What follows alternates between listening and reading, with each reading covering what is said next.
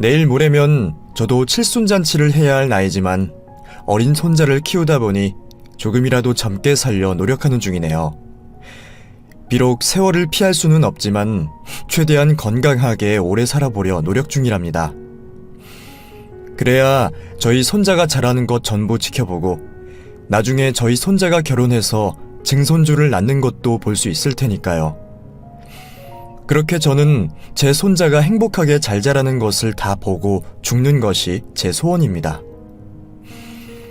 너무 유난인가 싶으실 수도 있지만 제가 이렇게 손자 걱정을 하는 것은 안타까운 사정이 있어요.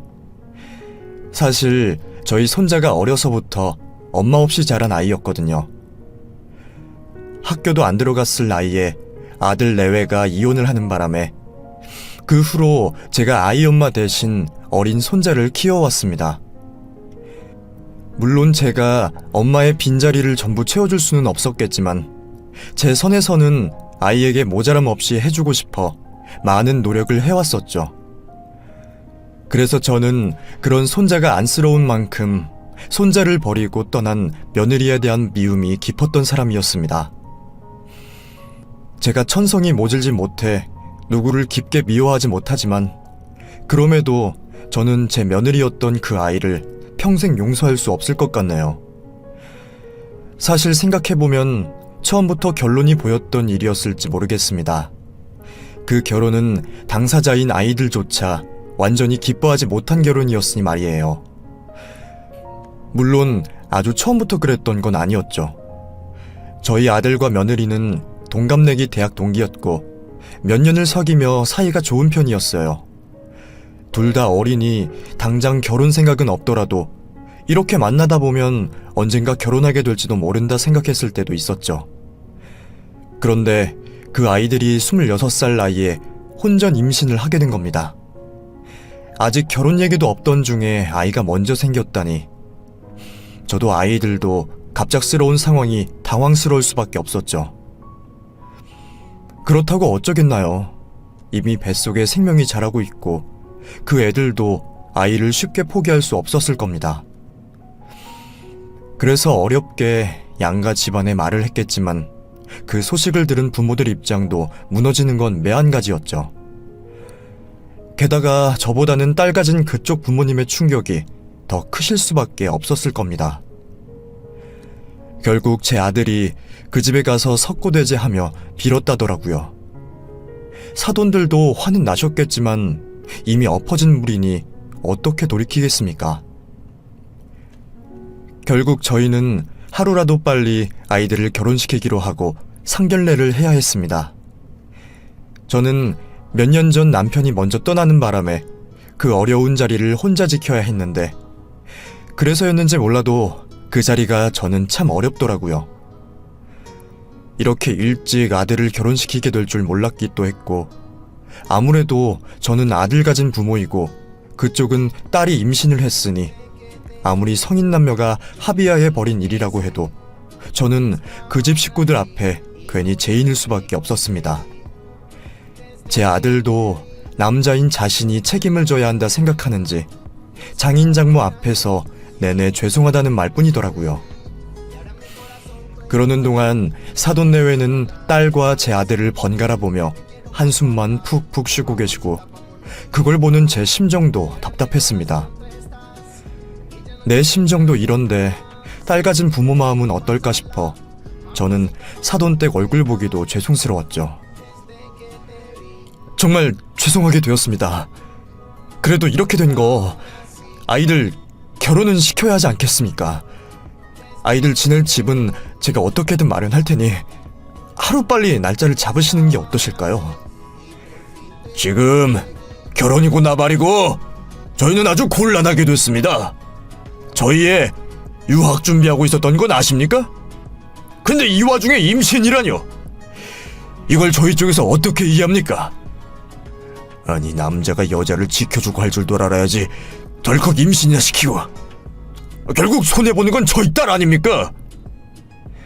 저희 애는 유학만 다녀오면 앞으로 인생 탄탄대로일 텐데 그걸 다 포기하고 애나 낳아 기르게 됐네요. 뼈있는 사돈의 말에 저는 더더욱 고개를 숙일 수밖에 없었습니다. 하지만 아이들을 결혼시키는 것에는 서로 동의를 했죠. 결국 며느리는 유학을 포기해야만 했고, 저는 남편의 유산을 전부 털어 아이들이 지낼 수 있는 아파트를 한 채 얻어주었습니다. 그나마 그 정도라도 했던 덕분인지 사돈께서도 그 후로는 별 말씀을 하지 않으셨어요. 하지만 처음부터 잘못된 시작 탓인지 사돈 댁과 가까이 지내지는 못했죠. 일이 이렇게 된 건 피차 당황스럽지만 그래도 아이들이 앞으로 가정을 꾸려 잘 지내기를 모두 바랐을 겁니다. 자식들이 행복하길 바라는 건 다 같은 마음일 테니까요. 그래서 저는 더더욱 며느리를 신경 쓸 수밖에 없었습니다. 귀한 남의 딸 임신시켜 유학도 못 가게 했으니 저도 죄책감이 들 수밖에 없었죠. 거기다가 한창 청춘의 임신이라니 저도 같은 엄마로서 그 애가 안쓰러웠어요. 저도 그 나이쯤 아들을 낳았다 그러지만 요즘 사람들이랑 저희 때랑은 다르니까요. 그래서 저는 제가 받지 못했던 며느리 사랑마저 제 며느리에게 다 해주고 싶었습니다. 그래서 좋은 시어머니 되고 싶어 참 많이 노력했죠. 며느리가 임신한 내내 음식 해다 나르고 혹시 마음에 품을까 싶어 지나가는 말로도 잔소리 한 번 한 적이 없었어요. 애초에 제 성격상 못된 시어머니 되기도 글렀지만 유학까지 포기하고 아이 키워야 하는 며느리가 불쌍해 그저 잘해주고만 싶었거든요. 그렇다고 저희 아들도 며느리에 비해 마냥 편했던 건 아니었습니다. 사실 저희 애도 포기한 건 있었습니다. 교수에 대한 꿈이 있었던 아들은 대학원 진학을 앞두고 있었는데 그 와중에 아이가 생겨 당장 가장이 되어야 했으니 그 꿈을 포기해야만 했어요. 그렇게 아들은 이른 나이에 가장 노릇하며 직장 생활을 하게 되었고 회사 생활하느라 바쁜 아들 대신 저는 며느리를 더 챙겨주려 했습니다. 그리고 아들을 낳은 며느리는 집에서 손자를 키우며 지내게 되었습니다. 며느리는 유학 대신 육아를 하게 된 제 처지가 안쓰러운지 가끔 우울해 보였어요. 그런 며느리가 신경 쓰였던 저는 며느리에게 물었죠. 너 혹시 나가서 일할 생각이 있으면 나한테 애 맡기고 해라. 내가 애 봐주마. 이제 와서 제가 무슨 일을 해요. 경력 단절되고 유학도 포기했는데 저더러 뭐 아르바이트라도 해서 돈 벌어오라고 하시는 말씀이세요? 아니다. 나는 그런 말이 아니라 너 조금이라도 하고 싶은 거 하라는 거지. 됐어요. 제가 바라는 건 유학뿐이에요. 어머니가 저 유학 보내주실 거 아니면 그런 말씀 하지 마세요. 혹시 취직 생각이 있으면 아이 맡기고 나가보라고 권하기도 했지만 그 말에 냅다 짜증을 내기에 그마저도 더 묻지 않았어요. 결국 그 후로 다시는 며느리에게 일하라느니 하는 말은 하지 않았고, 그래서 며느리에게 손자가 7살 되도록 집에서 지내는 것을 보고도 잔소리 한 번 한 적 없었습니다. 그 사이 저희 아들은 몸이 아파 입원을 할 정도로 외벌이로 고생이었지만 네가 저지른 일 책임지는 게 당연하다며 가장 노릇 힘들어하는 아들에게 따뜻한 말 한마디 해주지 않았어요. 물론 저희 아들도 가장으로서의 무게를 느끼며 한 번도 불평한 적 없었죠. 그리고 저도 며느리를 원망한 적이 없었습니다. 철없는 며느리가 아들의 벌이에 대해 불평하며 가끔씩 제게 돈을 빌리기도 했지만 그때마다 저는 한 번도 사정을 묻지 않고 며느리를 도와주었어요. 저는 그 정도로 제 아들보다 며느리를 챙겼습니다. 남의 집 귀한 딸 속상하게 하지 않으려 며느리 도리 같은 것도 바라는 것 하나 없었습니다. 명절이나 제사 때에도 손 하나 까딱 못하게 하고 제 생일 까먹어도 이런 반거 안 했습니다. 솔직히 그 정도면 아들도 저도 웬만큼 했다 싶었어요. 그런데도 며느리는 결혼 생활에 불만이 많았던 모양입니다. 그래도 시간이 흐르며 어엿한 부모가 되어간다 싶어 마음이 놓였는데 어느 날 갑자기 며느리가 저를 찾아와서는 이혼을 하겠다고 하더군요. 어머니, 저 정욱이 아빠랑 이혼할 거예요. 그러니까 앞으로 어머니가 제 대신 정욱이 좀 챙겨주세요. 뭐? 그게 무슨 말이야? 이혼을 한다니? 왜 그러냐 또? 저번처럼 또 싸운 거야? 가끔 저희 아들이 자기를 속상하게 했다고 저를 찾아와서 이혼을 하니 많이 했던 며느리였기에 저는 이번에도 흔한 부부싸움일 거라 생각했습니다. 그런데 이번에는 정말 진심이었던 건지 며느리가 제게 비행기 티켓을 보여주는 거예요. 저 이번에는 진심이에요. 저 파리 갈 거예요. 그때 못 갔던 유학 이제라도 가려고요. 그동안은 애 때문에 어쩔 수 없이 포기하고 살아보려고 했는데 도저히 안 되겠어요. 집에만 있는 것도 지겹고 혼자 애랑 씨름하는 것도 지긋지긋해요. 그러니까 저 이혼시켜주세요, 어머니. 그래, 내가 애미 네 마음 잘 안다. 어린 나이에 시집와서 애 낳고 키우느라 얼마나 고생이 많았겠냐. 나야 그저 일손이나마 거들어주는 것밖에 없었지만 이런 내가 그리 도움이 되지도 않았겠지. 그래도 이러지는 마라. 너 그렇게 가버리면 정욱이는 어떻게 하라는 거니? 솔직히 정욱이가 저보다는 어머니랑 있는 시간이 더 많잖아요. 그러니까 저 없어도 정욱이 괜찮을 거예요. 그냥 지금처럼만 잘 키워주세요. 어머니 정욱이 사랑하시잖아요. 그게 무슨 소리야. 그래도 할머니랑 엄마가 어떻게 같아. 제발 다시 생각해봐라. 응? 이미 오랫동안 생각했고 저는 벌써 결정 끝났어요. 사실 오늘도 허락받으러 온 거 아니고 그냥 말씀드리러 온 거니까 어머니가 그렇게 말씀하셔도 소용없어요. 이미 애 아빠랑도 얘기 끝났고요. 어머니가 저 정말 걱정하시는 거면 제가 이제라도 자유로울 수 있게 놔주세요. 이미 부부간의 얘기는 다 끝났다며 제게 통보를 하러 왔다는 며느리의 말에 저는 기가 막혔습니다. 그 소식에 놀라 아들을 찾아갔더니 심지어 아들은 더 말릴 생각도 없다며 며느리를 그냥 두라고 하더라고요. 너까지 정말 왜 그러냐? 정말 이대로 애미 보낼 거야? 그럼 정욱이는? 정욱이 이제 고작 7살이다. 한창 엄마 필요할 나이인데 그 여린 애가 엄마 없이 어떻게 잘 지내라는 거야? 니들 이대로 이혼하면 정욱이한테 정말 못할 짓 하는 거다. 정욱이 애미야 원래 그런다 하지만 너까지 이러면 어떻게 하니?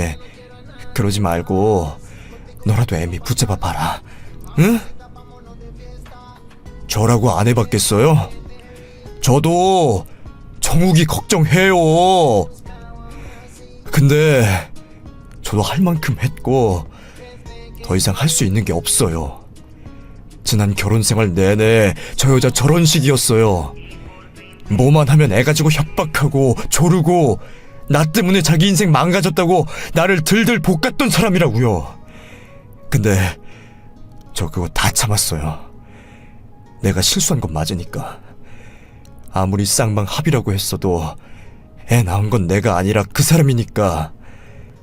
그래서 저 아버지로서 남편으로서 정말 열심히 했어요.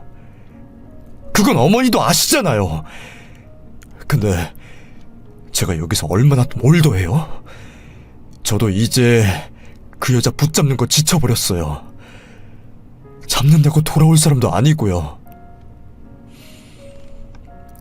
알고 보니 아들 내외 사이에 이런 일이 한두 번이 아니었던 모양입니다. 그동안 제 아들은 며느리에게 들들 볶이고 있었던 거죠. 갑작스러운 임신에 똑같이 힘들었을 텐데도 며느리는 자기 힘든 것만 알고 제 아들을 괴롭혀댔던 모양입니다.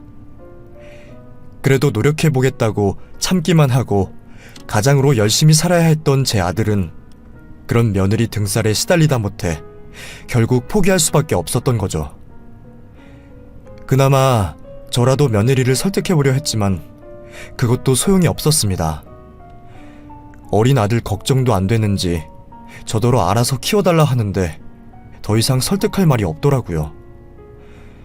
그렇게 며느리는 어린 자식을 두고 유학길에 오르게 되었고 겨우 7살, 이제 만 5살 난 손자는 그 일로 큰 충격을 받았습니다. 엄마라면 그렇게 좋아하던 아이였는데 하루아침에 엄마가 저를 두고 나가버리니 아이로서 견디기 힘들었겠죠. 처음에는 엄마가 곧 돌아올 거라 생각하던 아이가 며칠이 지나도 엄마가 오지 않자 결국 크게 앓기 시작했습니다. 병원에서도 스트레스 때문일 거라며 방법이 없다고 하는데 열이 펄펄 끓는 손자를 보는 제 속은 뭉그러지는 듯 했어요. 그런 아이를 지켜보며 그 후로 저는 오로지 손자를 위해 살아갈 수밖에 없었습니다. 그렇게 저는 매일 손자만 바라보고 살았습니다. 지내던 집 정리하고 아들 집에 들어가서 하루 종일 손주 먹이고 입히고 씻길 걱정만 하고 살았어요. 공부 잘하는 거 다 필요 없고 건강하고 씩씩하게만 자라기 바랐습니다. 그래도 다행인지 처음에는 엄마가 그리워서 울다가 졸도를 할 정도로 힘들어하던 손자도 조금씩 안정을 찾아가는 듯 했습니다. 그리고는 어느 순간부터 엄마 이야기를 하지 않더라고요. 저희는 오히려 잘 되었다 생각하고 그 후로 아이 앞에서 아이 엄마 일을 일절 입에 올리지 않았습니다.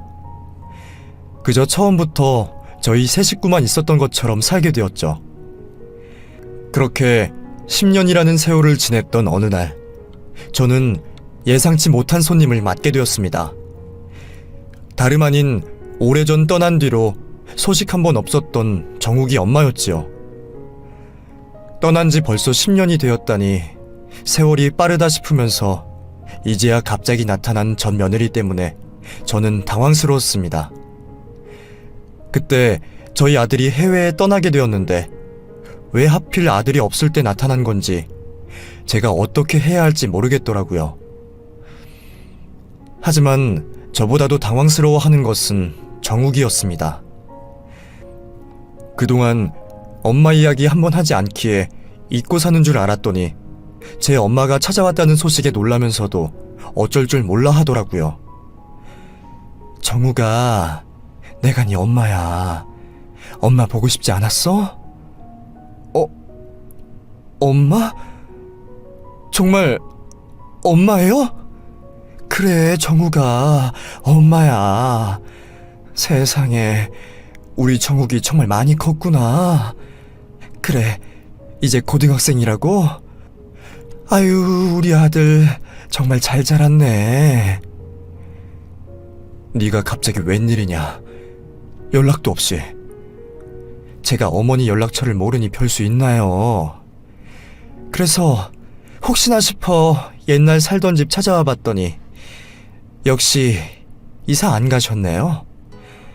잘 지내셨어요, 어머니? 마치 잠시 여행이라도 다녀온 것처럼 천연덕스럽게 인사를 건네는 며느리의 태도에 저는 기가 막혀 할 말을 잃었습니다. 어쩜 이렇게 뻔뻔한지 얼굴이 철면피다 싶더라고요. 네가 감히 무슨 생각으로 여기를 찾아와? 자식 버리고 떠날 땐 언제고 이제 와서 뭘 어쩌겠다고. 저야 제 아들 보고 싶어서 왔죠.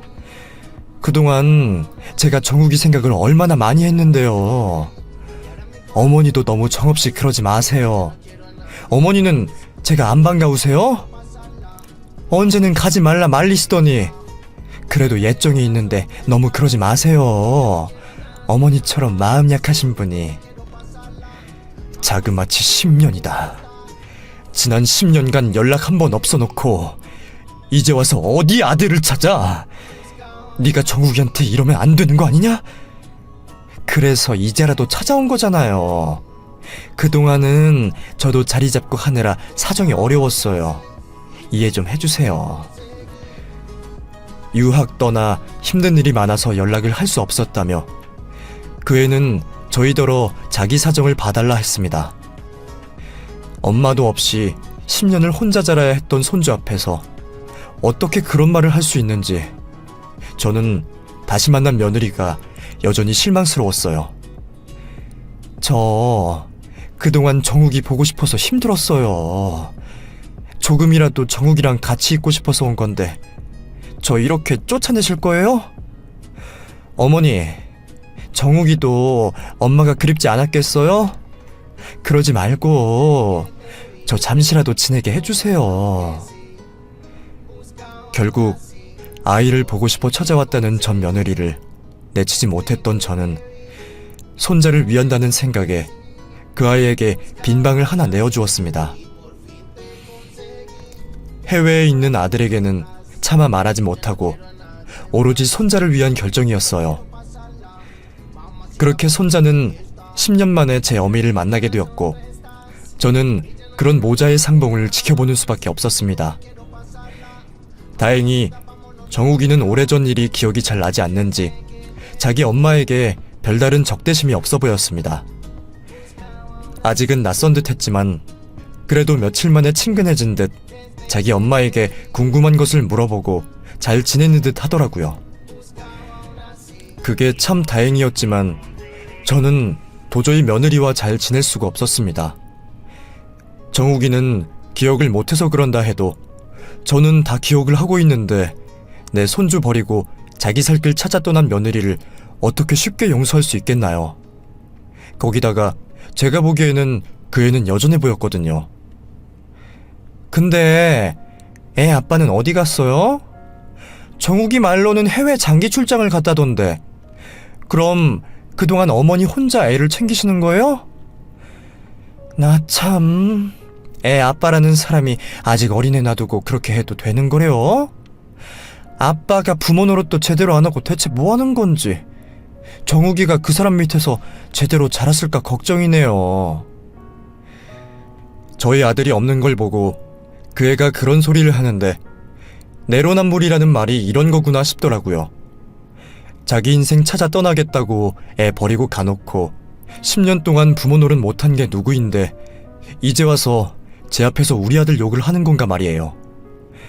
여전히 제 아들과 저를 무시하는 며느리를 보며 저는 그 애를 손자 옆에 두어도 괜찮을까 걱정이었습니다. 그래도 엄마를 반기는 듯한 손자를 보며 저는 애써 괜찮다 생각하고 있었죠. 그런데 기어이 제가 후회할 날이 오고야 말았네요. 그건 며느리가 찾아오고 일주일도 채 되지 않은 날의 일이었습니다. 저녁 식사 시간이 되어 저녁을 준비하고 있던 저는 그날 마침 정욱이가 된장찌개를 먹고 싶다고 하여 저는 채소들을 다듬고 찌개를 끓이고 있었습니다. 거기다가 며칠 전 재워두었던 불고기에 반찬까지 내어놓으면 한상 뚝딱일 것 같았죠. 평소와 다름없이 별것 없는 저녁상이지만 손주가 맛있게 먹을 생각에 밥을 짓는 제 손은 여느 때처럼 늘 분주했습니다. 평범한 나물 반찬에 된장찌개라 요즘 애들은 별로 좋아하지 않을 것 같은 한식 밥상이지만 손자가 어릴 적부터 제 손에 자란 탓인지 저희 정욱이는 늘 그런 한식들을 좋아했어요. 할머니가 해주는 건 뭐든 맛있다고 어릴 적부터 불평 한 번 없이 먹어주는 손자를 보면 저는 고마우면서도 늘 마음 한켠이 시큰거리곤 했습니다. 나이 많은 할머니 밑에서 자랄 것이 아니라 다른 아이들처럼 젊은 엄마들 밑에서 자랐더라면 혹시 입맛이 달랐을지 그런 생각을 저도 모르게 하곤 했었거든요. 그래서 가끔은 일찍 철이 들은 듯 벌써부터 의젓한 손자를 보는 게 마냥 좋지는 않더라고요. 어릴 때도 별다른 투정 하나 없이 착한 손주였는데 아직 어린애가 벌써부터 어른 노릇하는 것도 저는 괜히 제 탓인 양 미안하기만 했습니다. 어쩌면 그래서 애엄마가 찾아온 것을 어쩔 수 없이 받아들였는지도 모르겠네요. 그동안은 제 아버지와 할머니 눈치에 엄마가 그리웠어도 찾지 못했던 건 아닐까 해서 말이에요. 그래서 저는 아이를 아주 보내지는 못하더라도 잠시나마 정욱이가 제 엄마와 좋은 추억을 만들기를 바랐습니다. 하지만 정욱이 엄마는 그런 제 마음을 아는지 모르는지 갑자기 불쑥 찾아온 뒤로도 그다지 정욱이와 좋은 시간을 보내지 못하는 것 같더라고요. 무슨 볼일이 그렇게 많다는 건지 정욱이가 집에 있을 때에도 그 애는 혼자 외출을 했었으니까요. 그래서 상을 차리면서도 한참 고민을 했습니다. 객식구이기는 해도 같이 지내고 있고 또 한편으로는 저희 손주 손님인 건데 들어와서 먹을 건지 상을 차려야 하는지 물어봐야 하나 싶어서 말이에요. 그렇다고 손주 시켜서 물어보기에도 참 눈치가 보이는 겁니다. 그래서 저는 별 수 없이 3인분 음식을 만들어 놓을 수밖에 없었어요. 남으면 어쩔 수 없더라도 괜히 아이 엄마 눈치 주고 싶지는 않아서 말입니다. 그런데 어쩐 일인지 그날은 식사 시간에 딱 맞춰 며느리가 들어오더라고요. 다행이다 싶어 씻고 같이 먹자고